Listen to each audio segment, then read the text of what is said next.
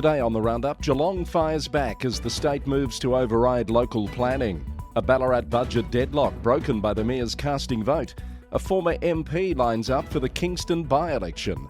A mayor accused of a policy sleight of hand. Councils cut off water access over REZ supply fears. A Queensland mayor resigns on health grounds. A councillor resignation in Tasmania. And a 5-month delay for South Australian council elections locked in. Hello, I'm Chris Eddy, back with more news from and about councils across Australia and beyond on the Local Government News Roundup. Brought to you by the Victorian Local Governance Association, the national broadcaster on all things local government, with support from Symphony 3, simple, connected customer experiences, and from Rath Engineering Development, smarter local government systems built from real on-the-ground experience.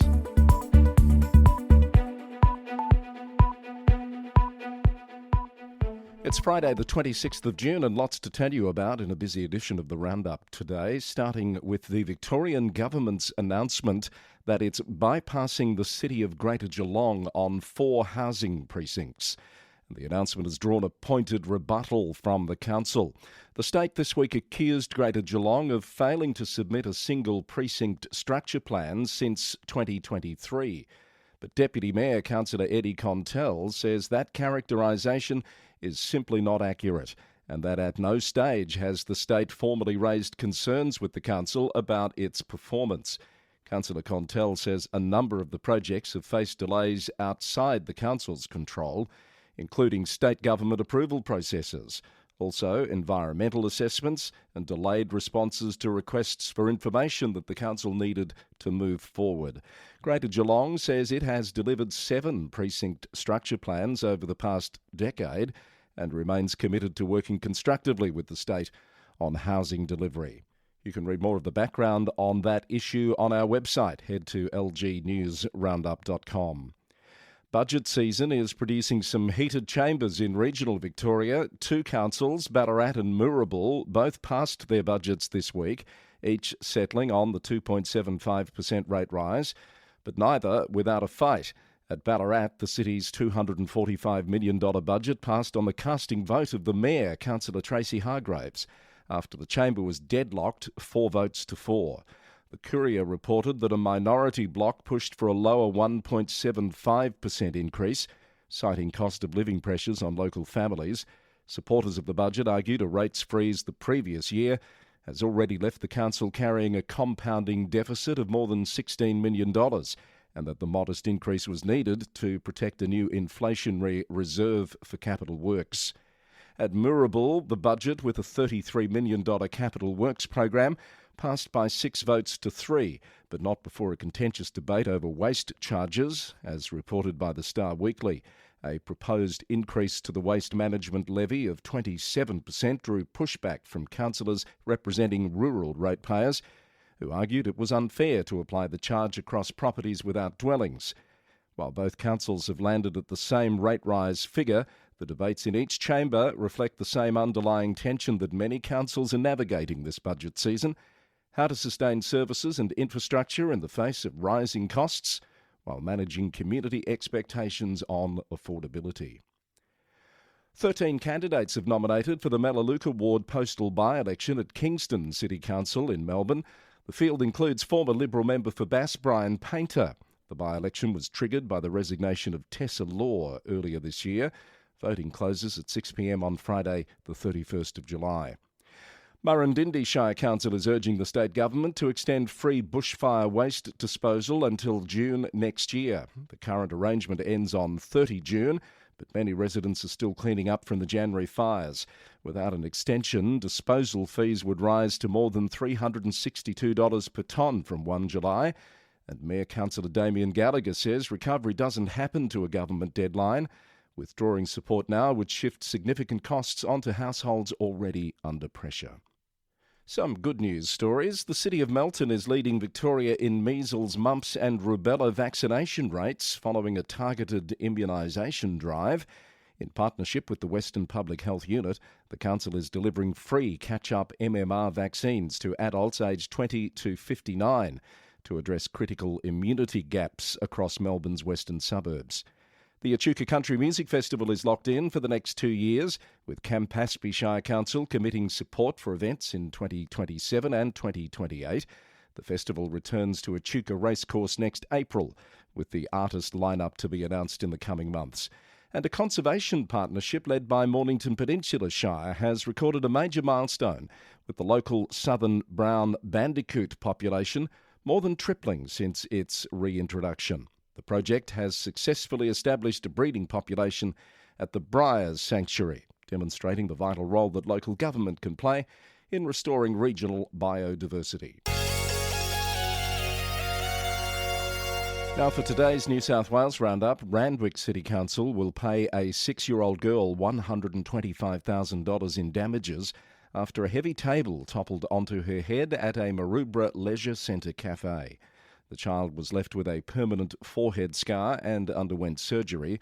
News.com.au reported that a court has upheld findings the council was negligent, but cut $50,000 from the payout, ruling the future economic loss claim was speculative. The council says the tables have since been removed. Shell Harbour Mayor Chris Homer has been accused of misleading councillors during a chamber debate. The Illawarra Mercury reported that Mayor Homer represented internal staff guidelines as formal adopted council policy during a discussion on event protocols. Despite the Mayor's objections, the Chamber subsequently passed a motion ensuring all elected members are officially invited to future council-organised events. Multiple regional New South Wales councils have blocked Energy Co from accessing town water supplies for the construction of the New England Renewable Energy Zone. The Armidale, Uralla, Walcher and Tamworth councils cite severe long-term water security risks, demanding the state government commit to funding local infrastructure upgrades before the 2028 build begins. According to ABC News, project demands during peak periods are projected to exceed local water treatment capacities by more than 300%. Armidale Regional Council has accepted the findings of a New South Wales Audit Office review into its long-term financial planning. While meeting mandatory legislative requirements, the report highlighted a need for stronger asset data and scenario modelling. The council says historical merger disruptions impacted past data quality, and improvements are underway via its One Council Systems Integration project. The Hills Shire Council has criticised the New South Wales Government's approval of a 23-storey modular housing precinct in Rouse Hill. Mayor Michelle Byrne warns the 548-home project ignores critical infrastructure constraints and overrides local strategic planning meant for employment hubs. The Hills Shire Times reported that the Department of Planning has defended the decision, saying the high-density project met all required standards following a rigorous merit assessment. Also making news around New South Wales, the government has committed nearly $15 million to finalise the design of a new 12,000-seat entertainment and conference centre at Broadmeadow. The City of Newcastle says the funding clears the way for the $499 million arena, which is one of its key priorities. Port Stephens Council has voted to revise the footprint of its proposed Salamander Bay Town Centre development, completely removing it from the mapped Mambo-Wanda wetland buffer zone. That follows community feedback over environmental sensitivities. The Goulburn Post tells a tale of two regional councils over elected member remuneration.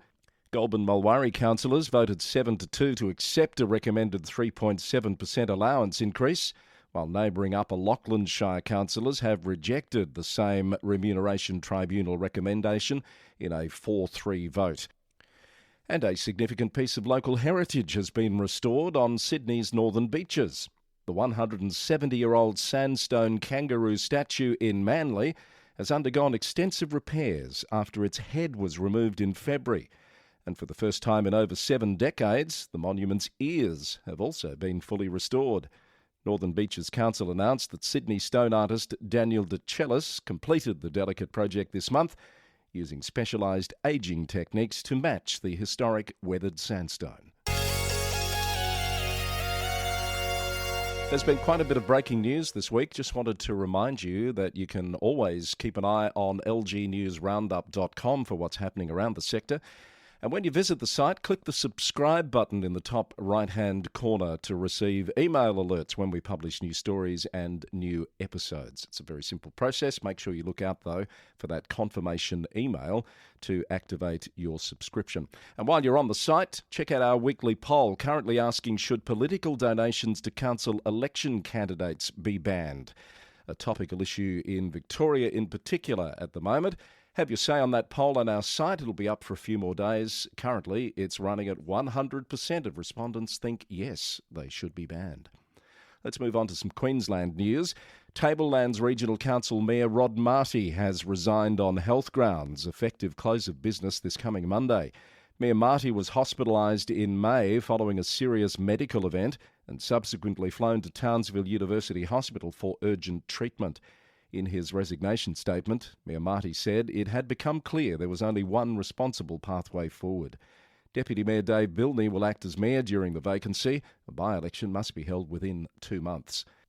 The Comiskey Group has launched a Planning and Environment Court appeal against a $15 million infrastructure charges notice issued by Sunshine Coast Council. The developer claims the charges for its proposed Coochin Creek Festival site are irrational and lack foundation, according to ABC News. Queensland Deputy Premier Jared Blagey has criticised the council fees, saying they risk delaying major eco-tourism projects. A petition opposing Sunshine Coast Council's 9.7% average rate rise has passed 3,000 signatures, with residents urging increases be kept within CPI.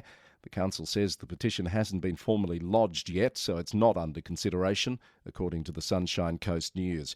And Sunshine Coast Council has finalised extensive stabilisation works at First Bay in Coolum, successfully restoring public access following a major landslip in 2022. To Isaac Regional Council, where Mayor Kelly Vivi says it was a case of budget deja vu this week, with funding for long-awaited overtaking lanes on the Peak Downs Highway reaffirmed in the state budget. But the mayor said it's time for the state government to stop re-announcing projects and start delivering.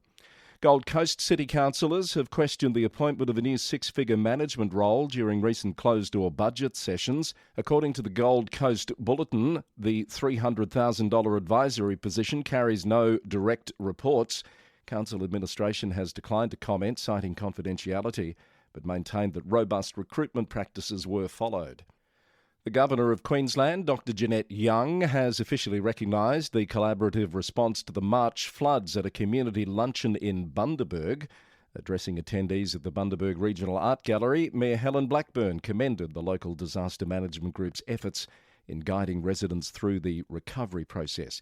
And Townsville City Council has deployed its 6.5-tonne aquatic weed harvester to Black Weir to clear invasive vegetation and improve water quality. The machine, nicknamed the Ross Nest Muncher, removes roughly 5,500 cubic metres of weeds annually. The cleared material is being repurposed along riverbanks to naturally smother land-based weeds. In Tasmania, Meander Valley Councillor Christine Cronshaw has resigned effective this week. No reason was given for the resignation.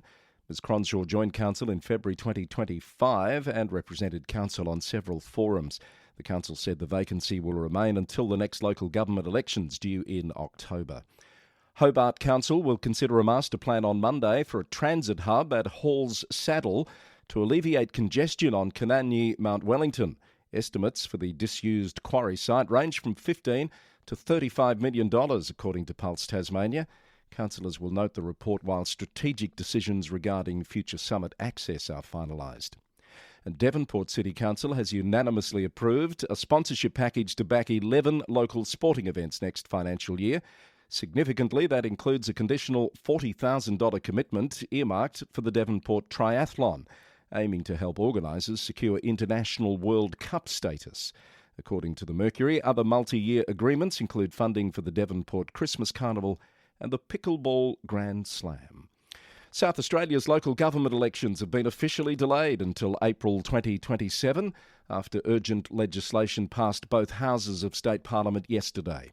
Polling day has moved from November this year to the 7th of April, a deferral sought by the acting electoral commissioner to avoid a repeat of state election difficulties. The bill passed the upper house by 10 votes to 7. Crucially, the legislation also permanently separates future council elections from state election years, a reform that the EC has been advocating for since 2006.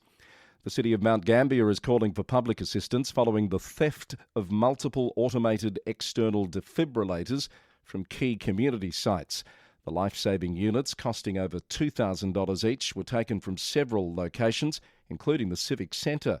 Council Chief Executive Paul Simpson warned the thefts leave dangerous gaps in emergency response times. Anyone with information is urged to contact South Australia Police immediately. Support for the local government news roundup comes from Symphony 3. Their smart glue integration platform allows councils to connect their systems securely, to automate data flows and to monitor performance in real time. An example is at Murrindindi Shire Council, where Symphony 3 helped them to develop a Snap Send Solve connector to their Civica CRM, eliminating the time and cost headaches around manual data entry, and therefore speeding up service delivery as well. The Snap Send Solve connector is available in the Symphony 3 marketplace, and it connects to common ERPs like Civica Altitude and Authority, Infor Pathway, ReadyTech and many more. You can find out more about how Smart Glue can work for you by heading to symphony3.com. We're very grateful to Fergal, Thomas and the team at Symphony 3 for their ongoing support for the local government news roundup. If your council is able to support them as well, that would be terrific. Now let's head to some international news before we wrap up the week. In the UK, a British local authority has apologised after issuing parking fines to motorists stranded by a fatal train crash. Bedford Borough Council confirmed it has taken corrective action to rescind penalties issued to drivers who were ordered away from the station area following a major incident on Friday of last week. That report from BBC News, which also reports this morning that Sunderland City Council has voted to scrap its climate emergency declaration. The authority, now led by Reform UK after May's election, repealed the 2019 motion at its first full meeting. Councillor Bill Blackett said the declaration distorted spending priorities, but Labor warned it could damage investor confidence in the region's renewables sector. The BBC reported the motion passed by 48 votes to 15. Sunderland is the latest in a growing number of UK councils to have made or be planning to make similar moves.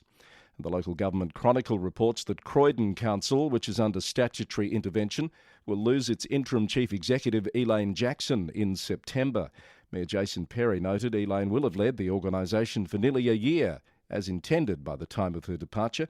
Commissioners have been appointed to oversee the council until July next year. A battle of political will in Bloomington, Indiana in the US, where Mayor Kerry Thompson has vetoed a council ordinance to pedestrianise a major thoroughfare over summer months. The mayor cited a lack of formal community consultation and rigorous fiscal impact assessments for the decision.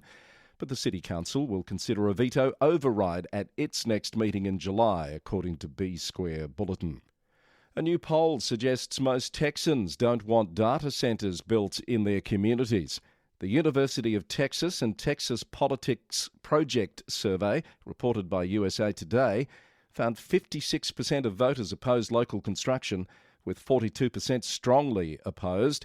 It comes as Governor Greg Abbott urges regulators to make data centres pay for the grid infrastructure they require and to cut transmission costs for residential customers. The issue is also fueling concerns about power demand and water use, with state lawmakers expected to consider tighter rules next year. And Wellington City Council in New Zealand has ordered an independent review into the procurement of its new library website, following widespread concern over its $600,000 cost.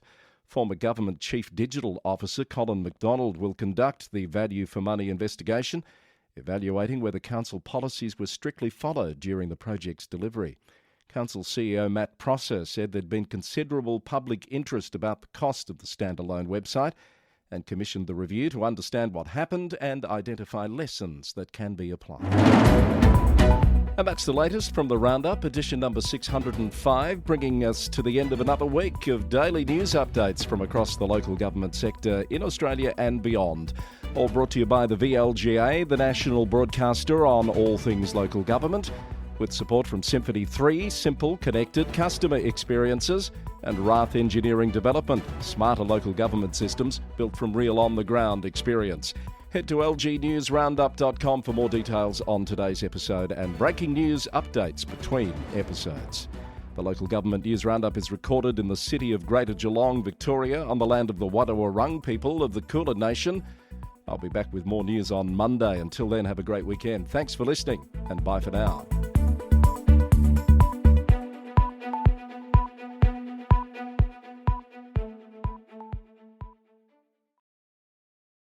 Support for the local government news roundup comes from Rath Engineering Development, smarter systems for local government, like Red GMS, helping councils manage gravel pits and projects, track quality, test results, blending options and haulage, and know the true cost per tonne from day one.